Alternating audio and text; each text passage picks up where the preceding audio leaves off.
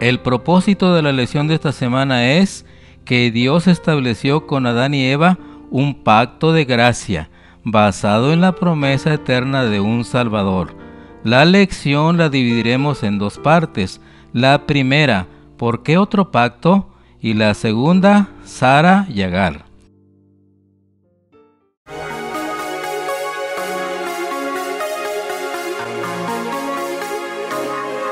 Frecuencia Cristiana.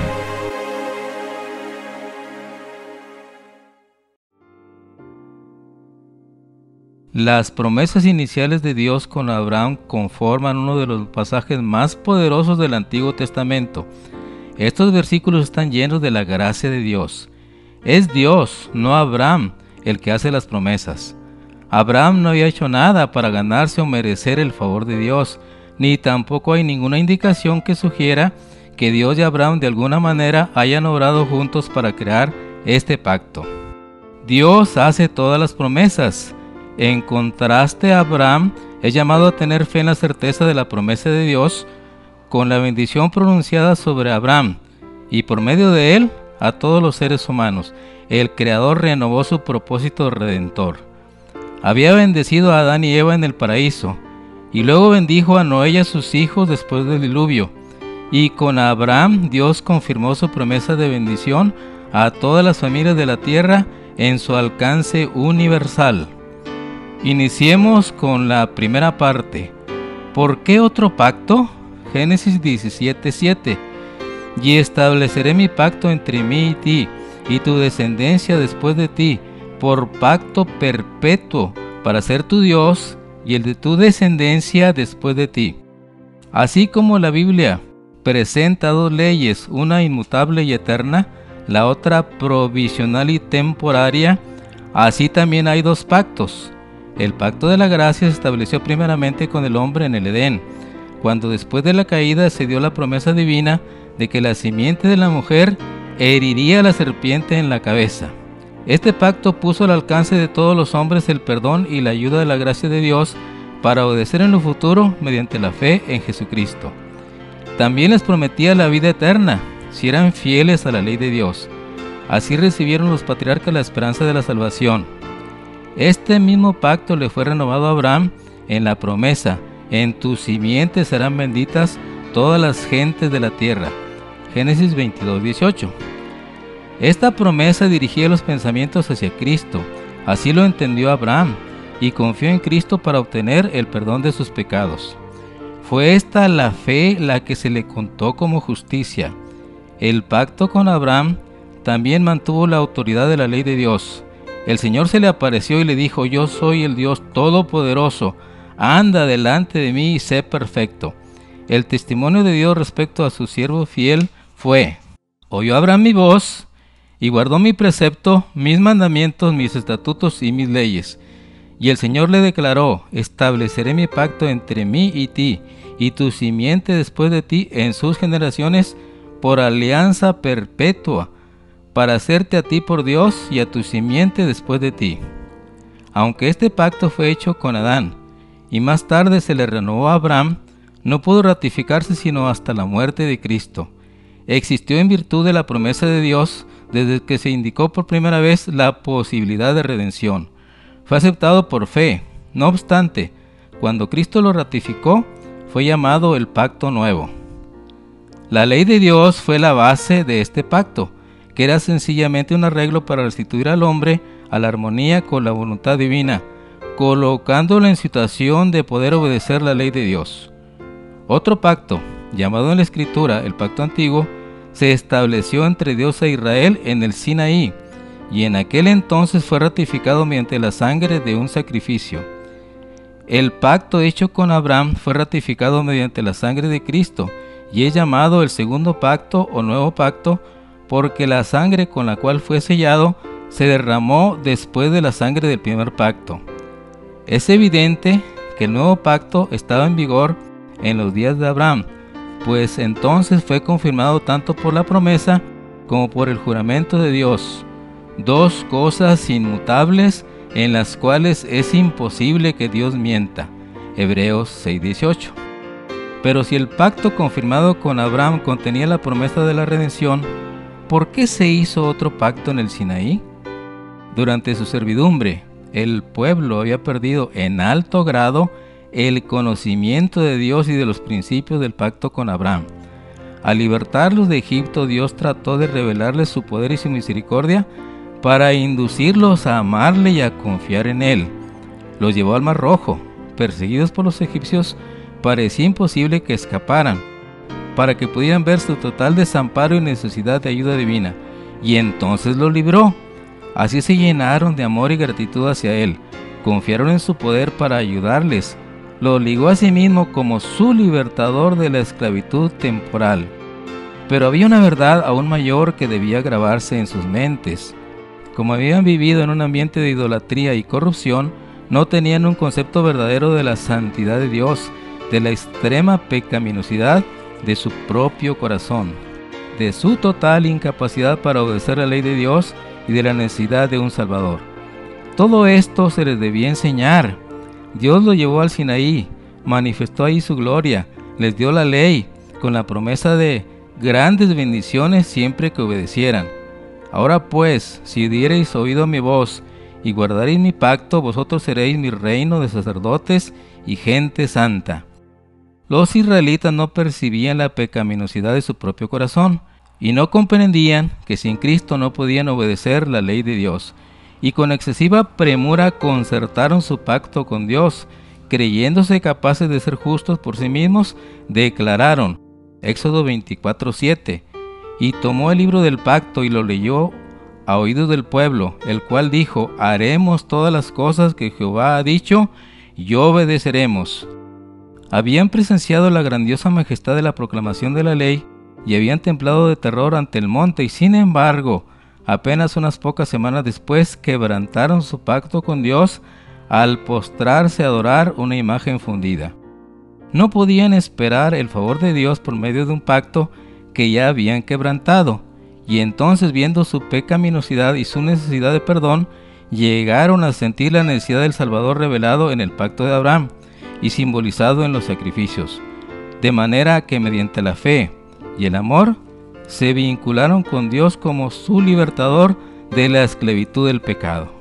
Ya estaban capacitados para apreciar las bendiciones del nuevo pacto. Los términos del pacto antiguo eran: obedece y vivirás. El hombre que los hiciere vivirá en ellos. Pero maldito el que no obedeciere las palabras de esta ley para cumplirlas. El nuevo pacto se estableció sobre mejores promesas: la promesa del perdón de los pecados y de la gracia de Dios para renovar el corazón y ponerlo en armonía con los principios de la ley de Dios. Jeremías 31, 33 y 34. Pero este es el pacto que haré con la casa de Israel después de aquellos días, dice Jehová. Daré mi ley en su mente y la escribiré en su corazón, y yo seré a ellos por Dios, y ellos me serán por pueblo, porque perdonaré la maldad de ellos y no me acordaré más de sus pecados. La misma ley que fue grabada en tablas de piedra es escrita por el Espíritu Santo sobre las tablas del corazón. En vez de establecer nuestra propia justicia, aceptamos la justicia de Cristo. Su sangre expía nuestros pecados. Su obediencia es aceptada en nuestro favor. Entonces el corazón renovado por el Espíritu Santo producirá los frutos del Espíritu. Mediante la gracia de Cristo viviremos obedeciendo a la ley de Dios, escrita en nuestro corazón. Al poseer el Espíritu de Cristo, andaremos como Él anduvo. Continuemos con la segunda parte, Sara y Agar, Gálatas 4, 24 al 26, lo cual es una alegoría, pues estas mujeres son los dos pactos. El uno proviene del monte Sinaí, el cual da hijos para esclavitud. Este es Agar, porque Agar es el monte Sinaí en Arabia, y corresponde a la Jerusalén actual, pues ésta junto con sus hijos está en esclavitud, mas la Jerusalén de arriba, la cual es madre de todos nosotros, es libre. Aquellos falsos maestros querían persuadir a los hermanos gálatas de que el volverse de la plenitud de la fe en Cristo y confiar en obras que ellos mismos pudieran hacer, llegarían a ser hijos de Abraham y herederos de la promesa.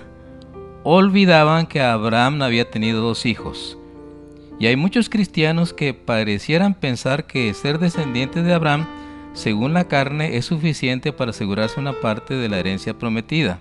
No, los hijos según la carne no son los hijos de Dios, sino los hijos de la promesa son contados como descendientes. De los dos hijos de Abraham, uno nació según la carne, y el otro por la promesa nació por el Espíritu. Por la fe, la misma Sara, aún fuera de edad, recibió vigor para ser madre, porque creyó que era fiel el que lo había prometido. Agar era una esclava egipcia. Los hijos de una esclava nacen esclavos de por vida, aun cuando el padre sea un hombre libre.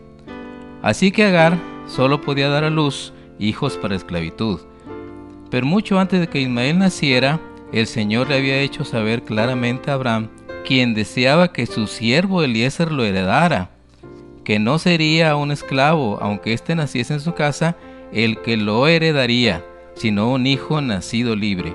Un hijo nacido de una mujer no esclava, sino libre. Dios no tiene esclavos en su reino. ¿Qué son los dos pactos? Las dos mujeres, Agar y Sara. Pues leemos que Agar es el monte Sinaí que engendra esclavitud. En otras palabras, así como Agar no podía dar a luz otro tipo de hijos que no fuesen esclavos, tampoco la ley, ni siquiera la proclamada en el Sinaí, podía producir hombres libres. No podía hacer nada, sino mantenerlos en esclavitud. La ley obra ira, porque por la ley es el conocimiento del pecado. Lo mismo se puede decir del pacto del Sinaí, pues este se basaba en la promesa de la gente de guardar la ley, y por lo tanto no tenía más poder que la ley misma para liberar al hombre. No más poder que el que ya tenía en su esclavitud, no más bien engendraba esclavitud porque se basaba solamente en una promesa de autojustificación por las propias obras, y el hombre de por sí no tiene poder. Considérese la situación: la gente se encontraba en la esclavitud del pecado, no tenían poder para romper sus cadenas, pero la proclamación de la ley no cambiaba la situación e introducía un nuevo elemento. Si un hombre está encarcelado por un crimen cometido, no se le puede liberar por el hecho de leerle los reglamentos. Fue la ley la que lo puso ahí, y la lectura de sus estatutos solo hace su cautividad más dolorosa. Entonces, ¿no estaba Dios mismo guiándolos a la esclavitud?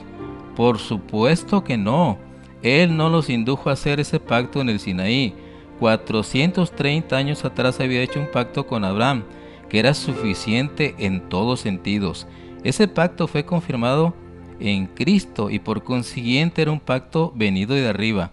Prometía justificación como un don gratuito a través de la fe e incluía a todas las naciones. Todos los milagros que Dios realizó al liberar a los hijos de Israel de la esclavitud de Egipto eran demostraciones de su poder para liberar a ellos y a nosotros de la esclavitud del pecado. Esa esclavitud en la que el pacto de Sinaí mantiene a los hombres, porque Agar, que es el pacto del Sinaí, era una egipcia. ¿Por qué el Señor no trajo entonces directamente a la gente al monte de Sión, donde pudiesen encontrar la ley como vida, y no al monte Sinaí, donde solo había muerte? Esta es una pregunta muy natural, a la que se puede responder con toda facilidad.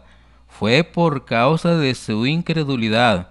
Cuando Dios sacó a Israel de Egipto, era su propósito traerlo al monte Sinaí tan directamente como ellos pudieran ir. Pero vagaron 40 años por el desierto porque fueron tardos en aprender la lección de fe y confianza en Dios. Decidamos hoy mantenernos firmes en el pacto de la gracia, confiando plenamente en las promesas de Dios y esperando la maravillosa herencia de la vida eterna, poniendo la mira, como Abraham, en la Sión celestial. Hebreos 11, 8 y 10. Por la fe Abraham, siendo llamado, obedeció para salir al lugar que había de recibir como herencia, y salió sin saber a dónde iba, porque esperaba la ciudad que tiene fundamento, cuyo arquitecto y constructor es Dios.